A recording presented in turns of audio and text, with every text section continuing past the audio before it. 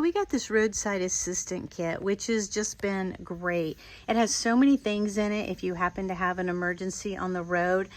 First of all, as you can see here, it has a first aid kit, and then inside the first aid kit, I mean, it has like scissors, it has some gauze in here, bandages, just everything you need for like if you'd have something you needed in an emergency. And then if you happen to be along the side of the road, it has this reflective vest that you could put on, so if you're out by the road, kind of like the workers wear, you will be seen. And then it comes with like this little strap if you need something. Has this handy dandy little bright flashlight.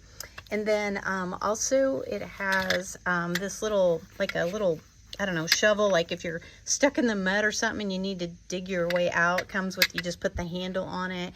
And then it has these reflectors that you can take out. It comes in this case, but you take them out and just put them along the road.